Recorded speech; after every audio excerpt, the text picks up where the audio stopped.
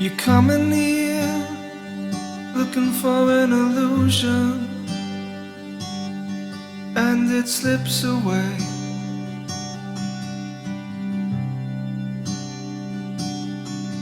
But for better word, you hear an exception, and you reach for me. When we got to Armstrong, we went to the only restaurant in town. And right across the street was the train station. And then we headed right over to the Matisse Outfitters and enjoyed looking at the planes and taking some pictures before we packed up the car and got ready for the next day, when we would be heading out, we thought bright and early in the morning. On the morning of Friday, August 12th, we woke up to quite a bit of fog and realized that our plane would probably be delayed. So we were able to enjoy a lot of the planes that were coming in and out, getting more and more excited for when it would be our turn. So we waited and hung around and played with the dog and took pictures. And then there it was. The plane that we would be taking into Wabakimi Provincial Park.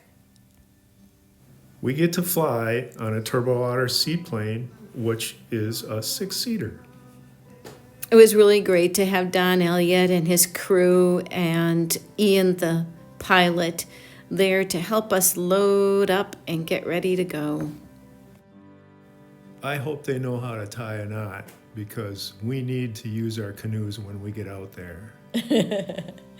And they did. They did a great job. And so happily hopped up into the plane and tried to climb right up into the pilot seat to be able to look out the window to see where we were going. Are you flying this thing, Karen? No.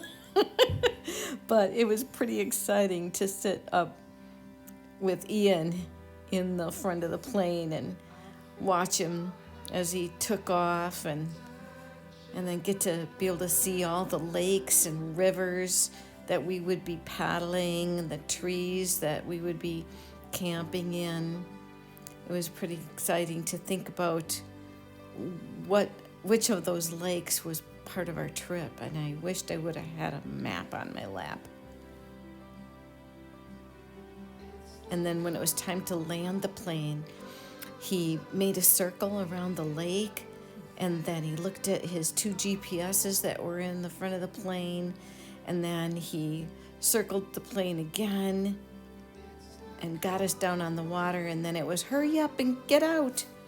Once the airplane stopped on the lake, Ian went down to one of the pontoons, and Karen handed down the correct gear to Ian, to the correct boat, to me if I was loading my boat, and Al when he was loading his boat. And then it was time for Enzo to get in, and it was pretty cool because Al just said, "Come on, Enzo," and Enzo walked right down the ladder and into the boat.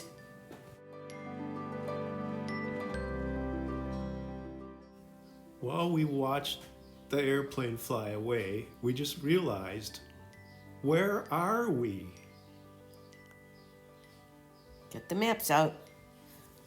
We paddled away from the airplane and watched him take off, and then we got our bearings and made it to a campsite after about an hour and a half of paddling. And we looked around and said, There are a lot of blueberries here. Up in the morning after breakfast, and we're off to Oliver Lake. We thought we found a portage. And we looked everywhere through the woods for an hour and a half and couldn't find a trail.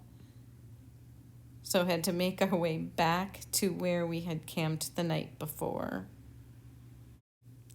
We had to walk up what we paddled down already. And just after we got back to the campsite and set up the tundra tarp, it began to storm. Whitecaps on the water, big wind coming in. Now that we're back under cover and under control, time for some dinner. Change of direction. Instead of going east on Ogaki River to Oliver Lake, we are heading south toward Wabakimi Lake. This means that we are going upstream where there's 4 portages on the map. And did we find those portage trails? We did not find the first 3. After making our way up 4 sets of challenging rapids, We came to a boulder garden, and this was the most exciting and most challenging part of our trip. Finally finding a portage worth carrying our gear to a campsite. relief.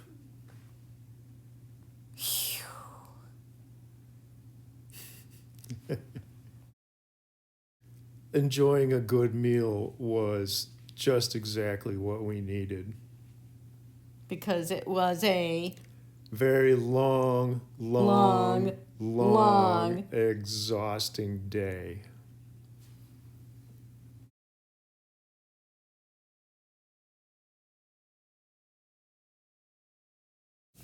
Well, I think our upriver trip is probably done. At least we're on the good portage trail parts now. I think we're going to be good for the rest of the trip.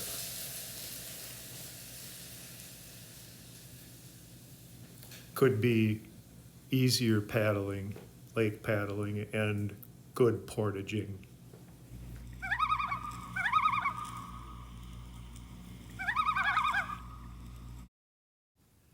This was a nice sunny site where we took 2 days to dry out and rest and eat blueberries.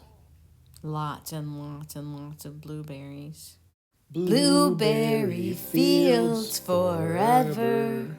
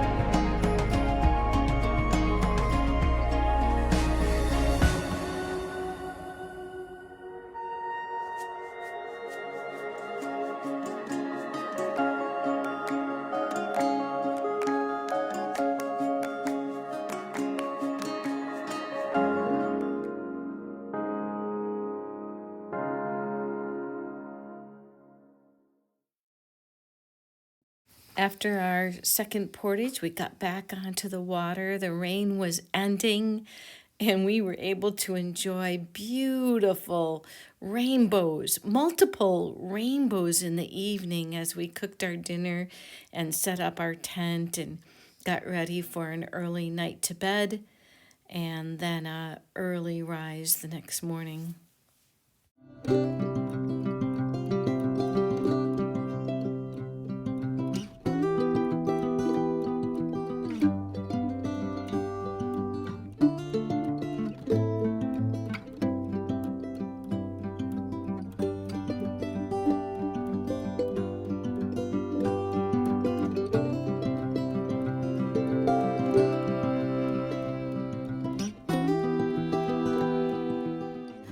We were up before 6 in the morning on Thursday, August 18th.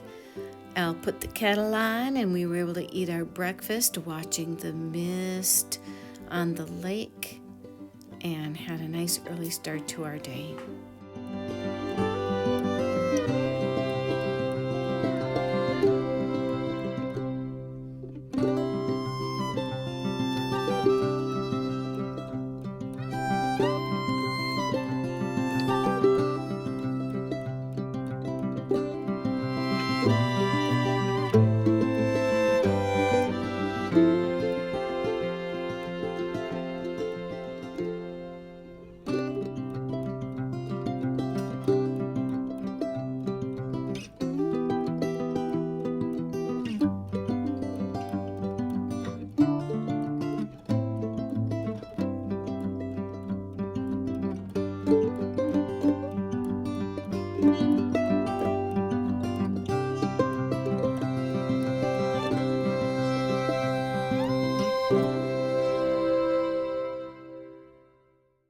The second portage of this day goes around a 12-foot waterfall.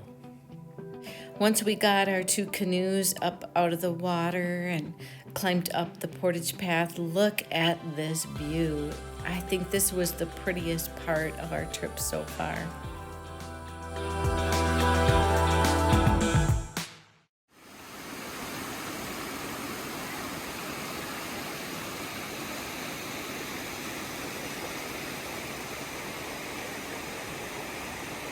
This was a spectacular place to eat lunch.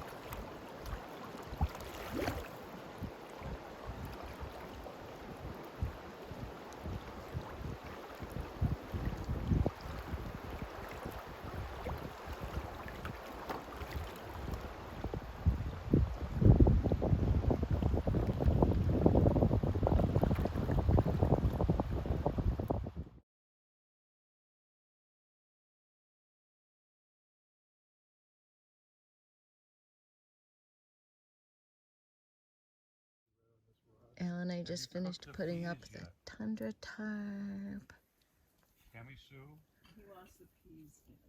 There's Enzo. Brad and Pam are cooking dinner. You can do that for him with nothing. What a beautiful sight.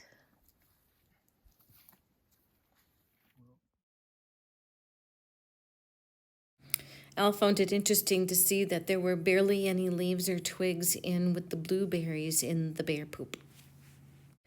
The tundra tarp goes up in a spot where the ground is flat and soft. We tied 2 paddles together with a rope that Al calls a funny thing, and he adapted it specifically for this.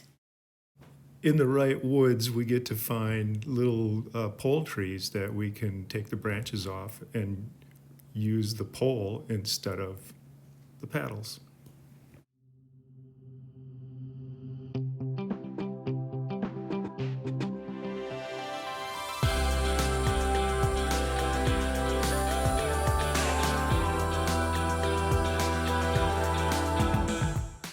So when we're paddling a lake and looking for a campsite, this is what the shoreline looks like. And then one of us pulls over and gets out to check it out and see if it really is a campsite. And last night, that was our campsite right there. Sometimes it's hard to tell where you can camp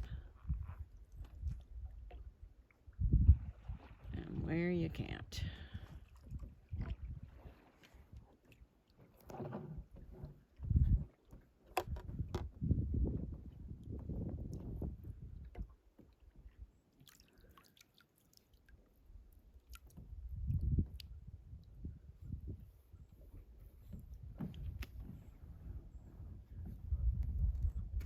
Look at that, there's Brad. Leaving camp Heading east. on Smooth Rock Lake. What's behind me is the direction we're going to go. And we've got, 15-mile paddle in front of us today. So let's do this.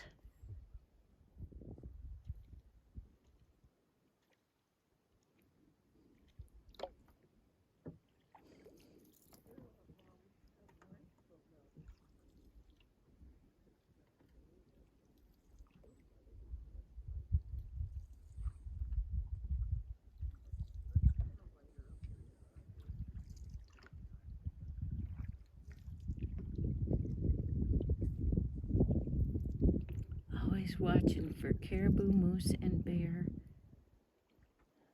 Lots and lots of signs of them in the woods, but I haven't seen one yet.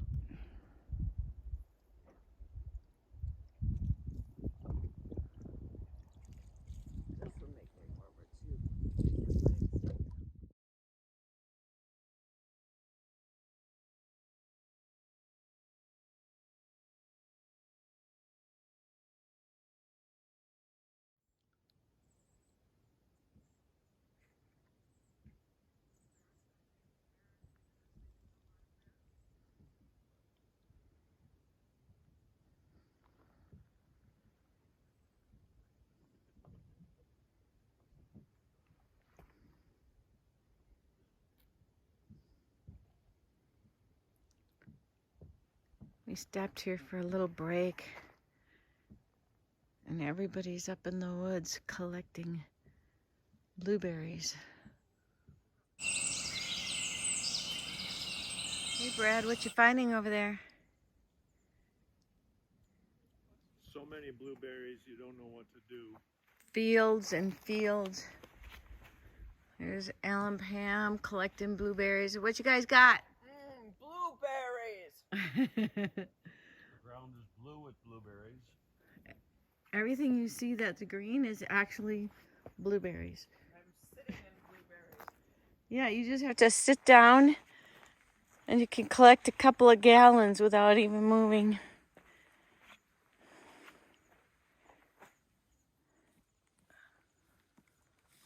Yeah, I already picked this patch.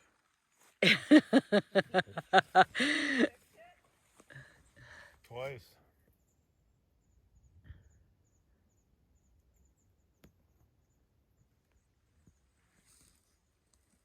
Blueberries as far as the eye can see. This is the best way to eat them. You get a handful like this and you go.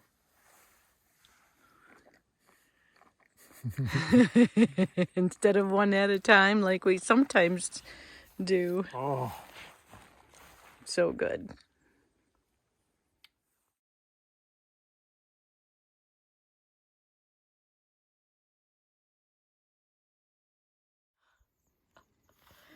I don't have to go anywhere. I could just sit here for hours and hours and pick blueberries.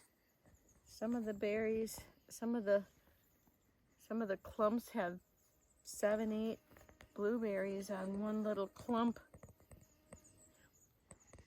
Snack time.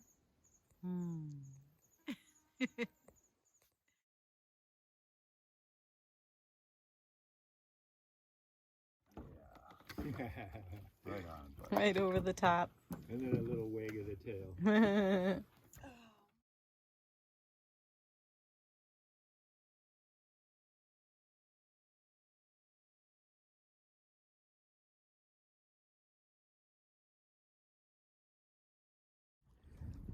We are on the biggest part of Smooth Rock Lake and heading east-southeast about, what, 9 more miles until we get to where we look for a campsite. Hi, Brad. Hi. Smooth rock. Smooth Rock. For most of this trip, we've had the wind cooperation. It hasn't been too often where we had to paddle right into a stiff wind. Right now, we've got it pretty much at our back. Get out of the wind. Around the corner.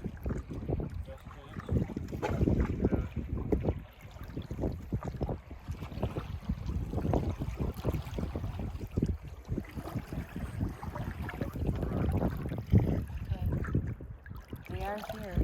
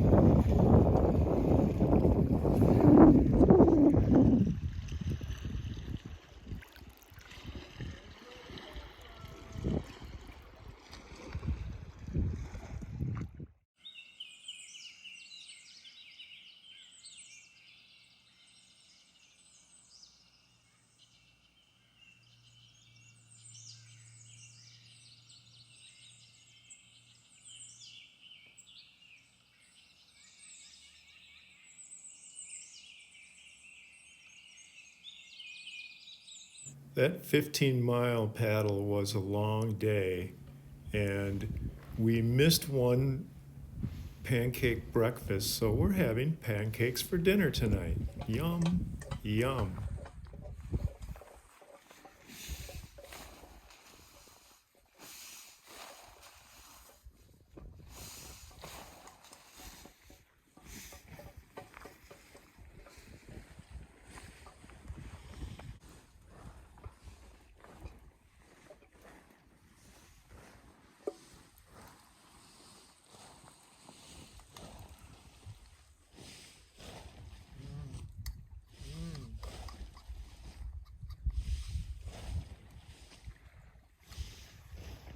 Pancakes.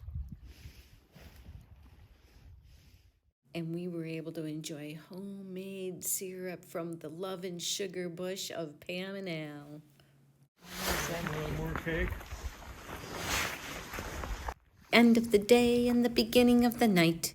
This island has supplied us with an incredibly colorful, Stunning, exquisite, magnificent, beautiful, pleasing, splendiferous, gorgeous, lovely and glorious. sunset. What a beautiful evening.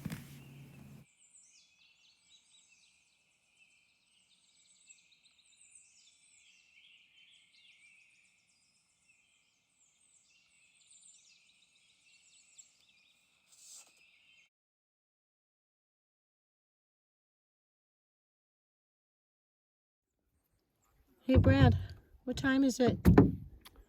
11:34 a.m. And what's right behind us? Probably a canoe filled with Pam and Al and Enzo And the island? and their stuff, and the island where we camped. Yeah. It took good care of us. What did we see last night? Oh, we got to see the northern lights.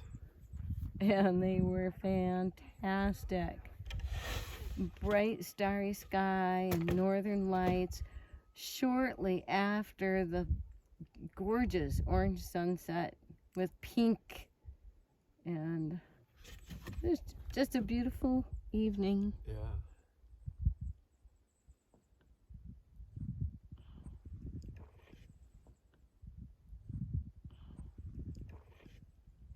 And now, which direction are we going? Well, we're headed for the Caribou River to get to Caribou Lake.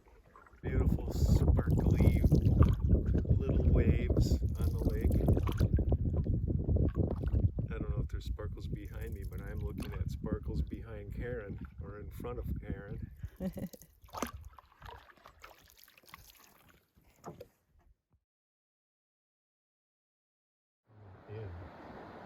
It's coming in. We're going upstream here.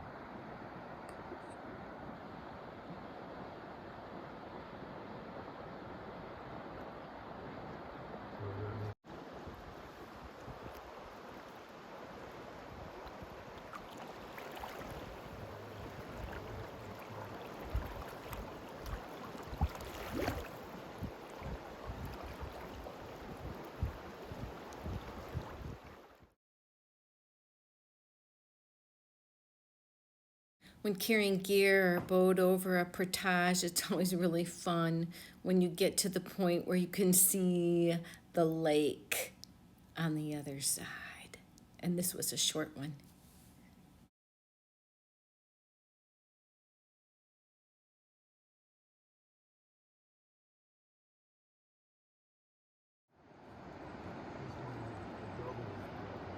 A double rapid.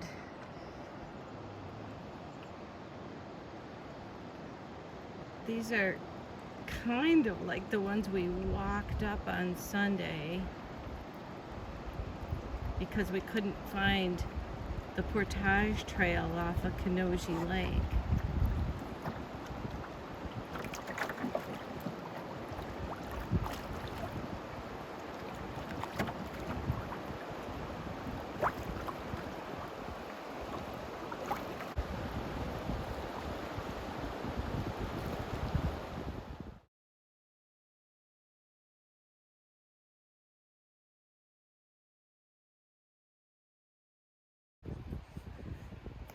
So compared to the portage trail that we were trying to find off of Canoe, this trail is beautiful.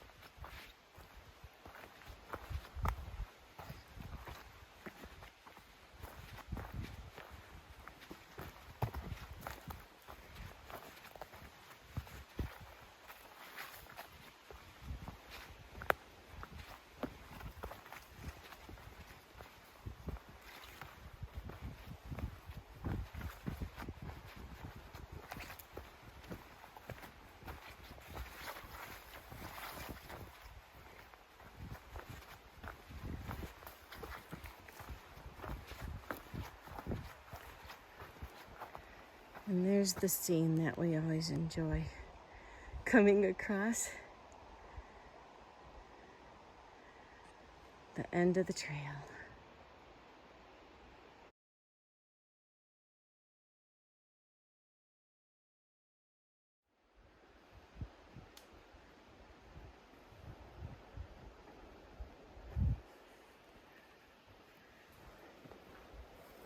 Here we go, a portaging, a portaging, a portaging.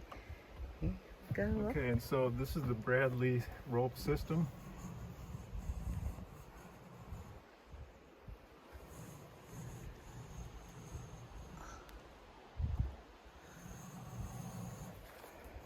I can pick berries if I can reach them, or move the canoe up and down as needed.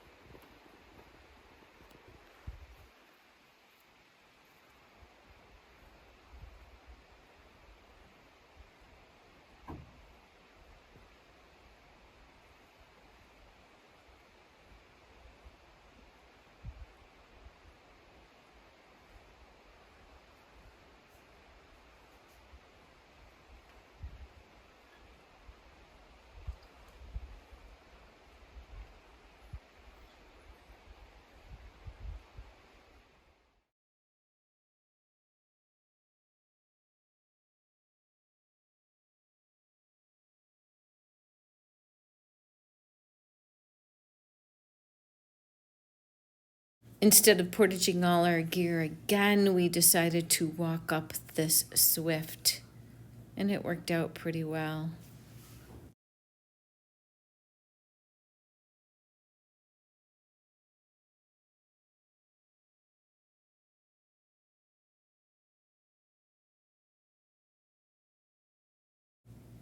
We did actually watch this little merganser swim underwater a bit. It was kind of neat. I mean, we could see through the surface watching him swim underwater.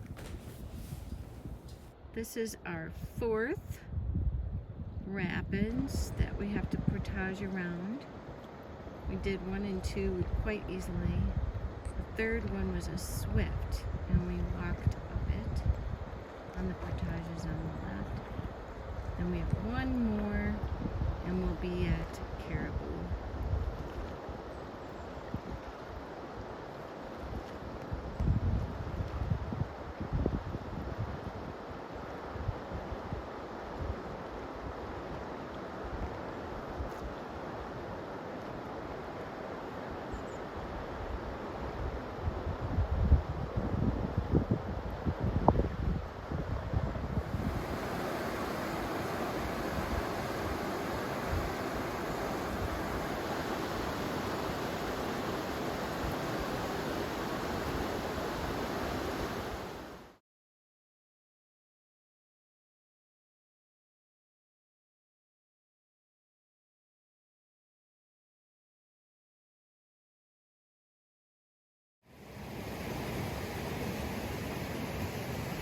This is the most rugged portage we've had.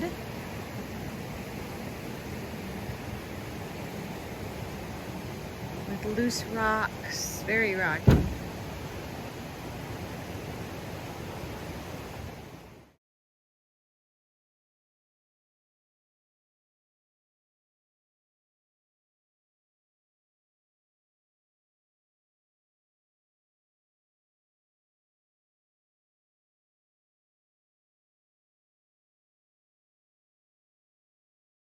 Yeah, that last portage was a tough out. Really rocky, hard to walk, Fast water. footing. That was our 4th portage today. Yep, so we have 1 left and we're on Caribou Lake. Oh. After we go around that rapids right there, we will be on Caribou Lake. Can you see those rapids? I can see them.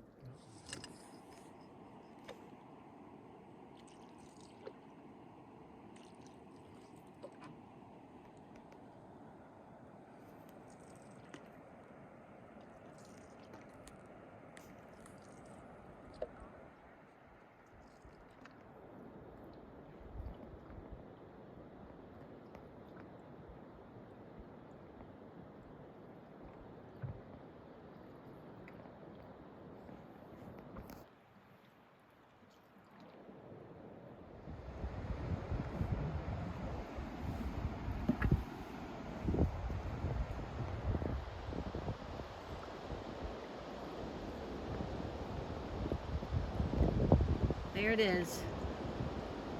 The rapids that are creating our 5th portage of today.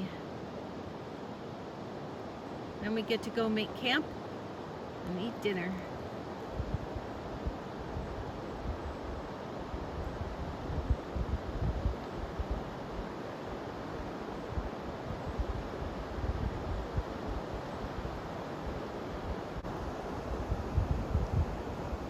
I wonder if that could be it right there.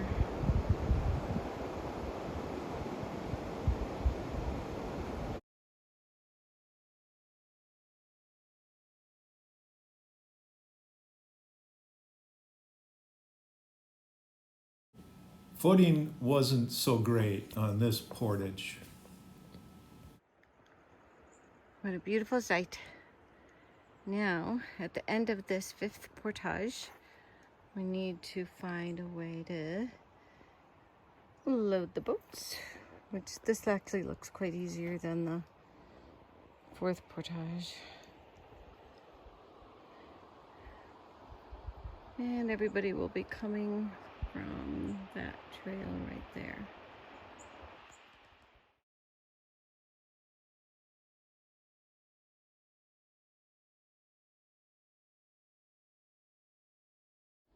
All right, 5:16 p.m. We finally got onto Caribou Lake. Caribou Lake, it took us 4 portages and a walk through a swift to get here.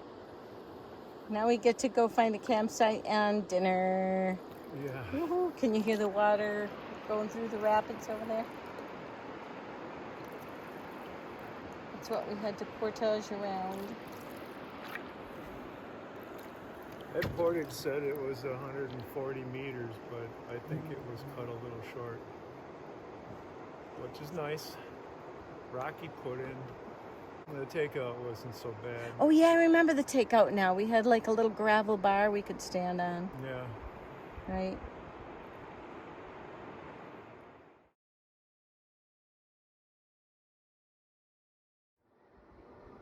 And this is the paddle in front of us. Looks beautiful.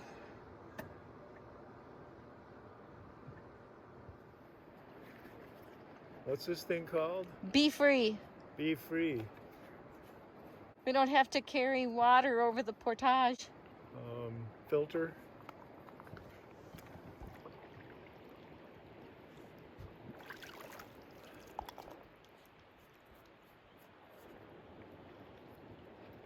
Cap.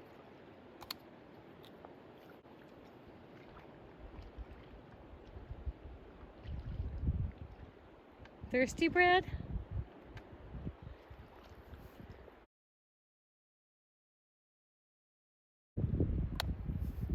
You want some? Do you see what I see? A pyramid-shaped rock.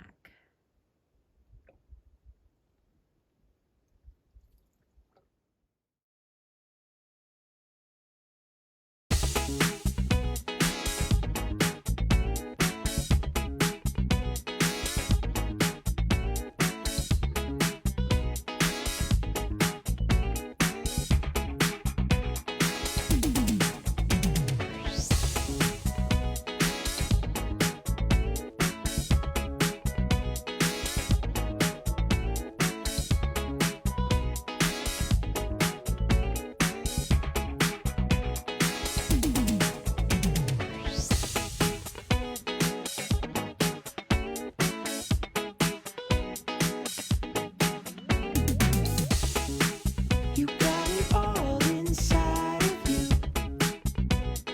Feel it to be true. And when you dance, Flip and roll. Here's our bannock bacon in the savory spiders. dance, I'm in the groove. You make me move. You make me move.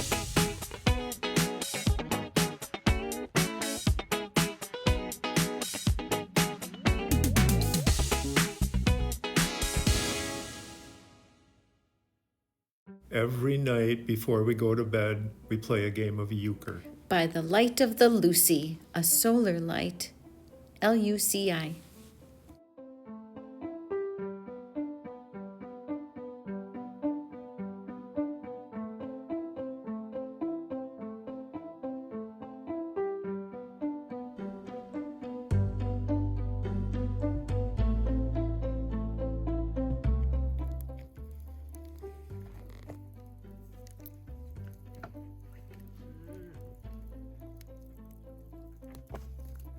for coffee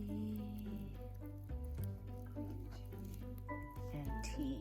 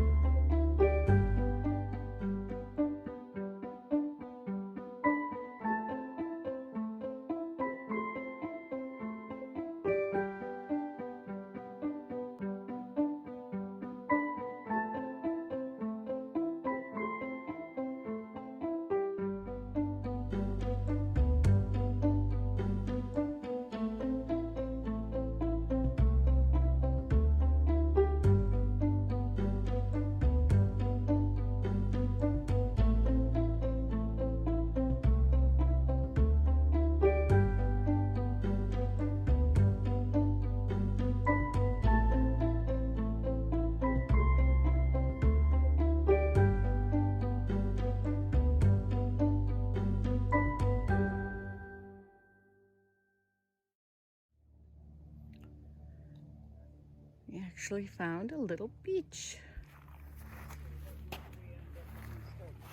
Not too many beaches in Wabakimi, but we found one.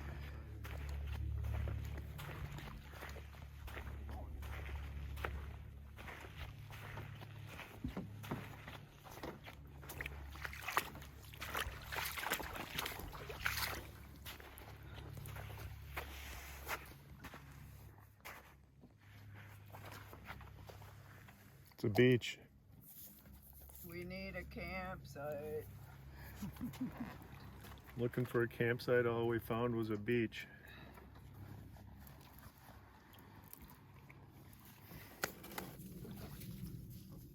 Can you do it? Get in. Get in.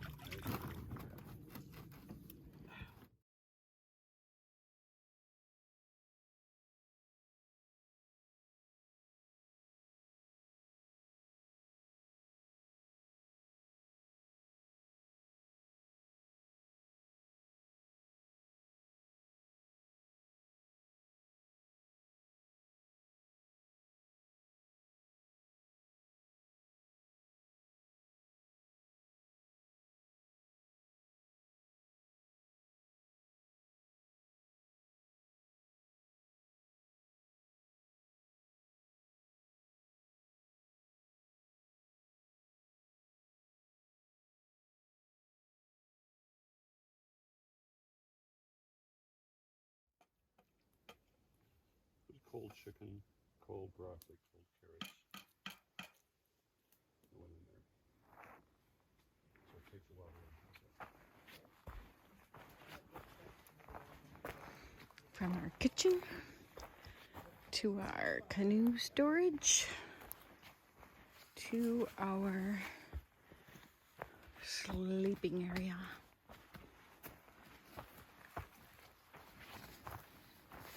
Hi, Brad. Bed's ready.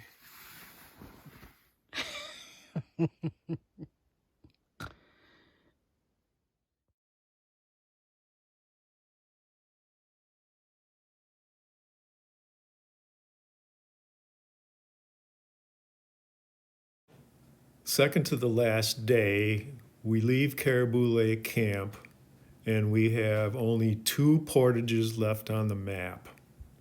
One is from Caribou Lake to Little Caribou Lake. It ended up to be a pretty cool portage. A little before 9 a.m., we found the portage trail. We got to the Little Caribou Lake side of the portage, and Enzo was playing with a stick. And he likes to throw his sticks sometimes when he plays with it.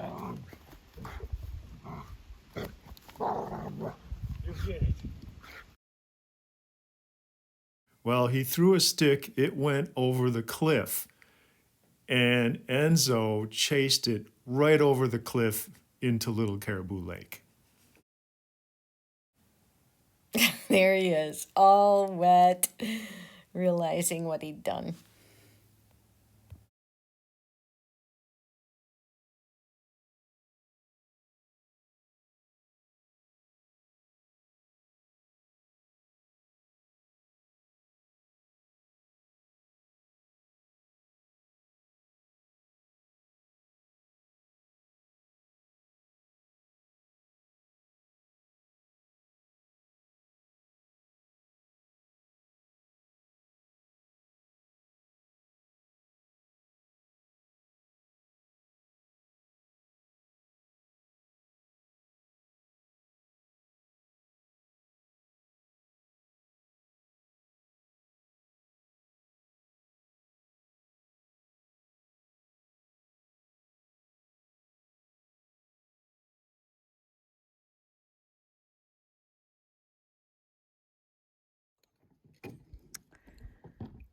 our last campsite in Wabakimi. It took good care of us. We had a mossy bed and a kitchen on a sloped rock. There was no sunset view or northern lights because it was a very gray, misty day and a gray, misty morning. But the sun is peeking out.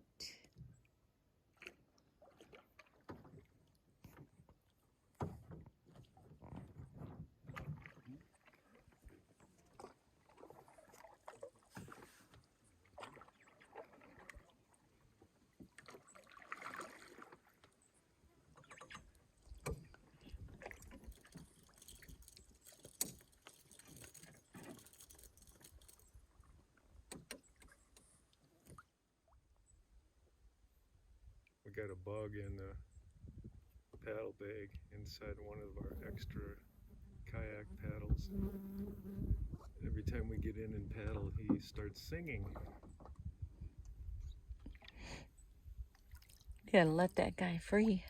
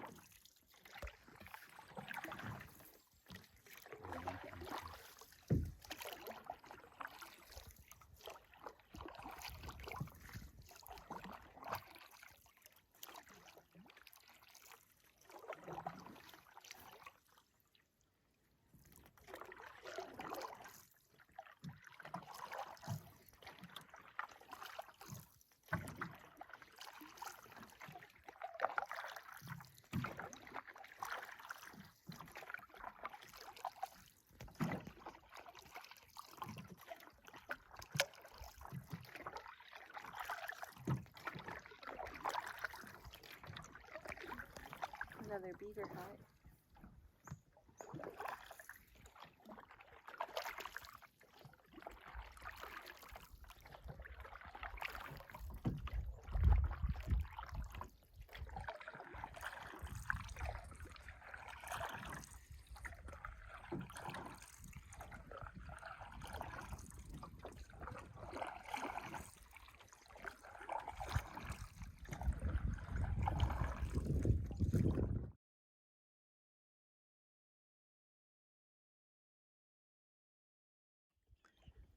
There are a lot of islands that we zigzag through to get where we're going. We always have some choices to make about whether to go to the right or the left of each one. Sometimes we choose it based on topography, and sometimes based on the weather, and sometimes based on how big the water is.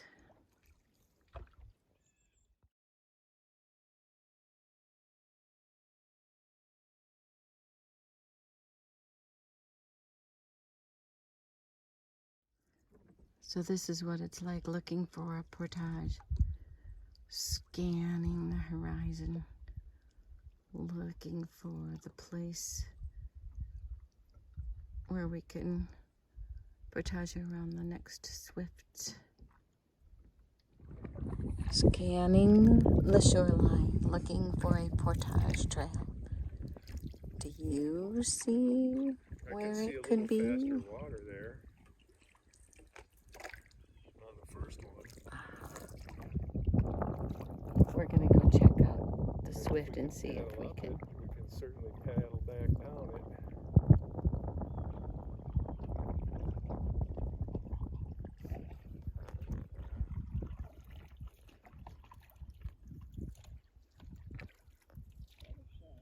We may not have to portage.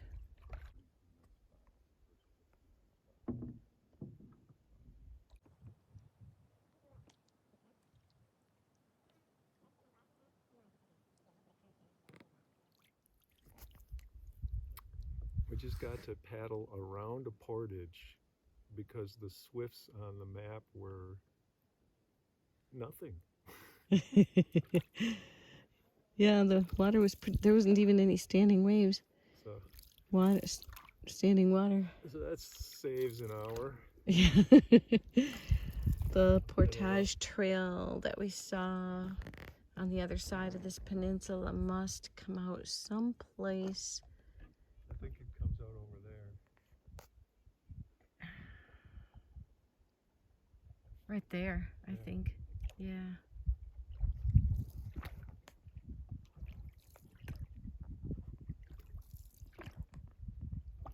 I'm glad we explored them.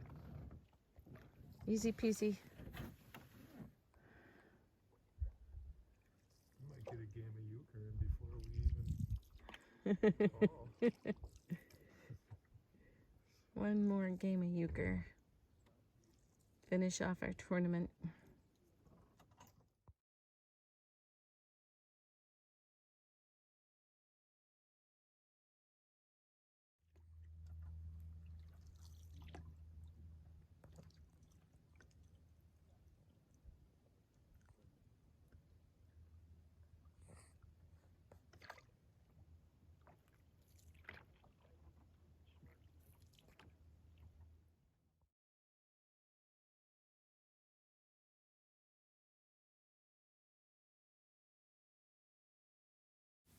The compass got us all the way back to the end of our trip in the right spot.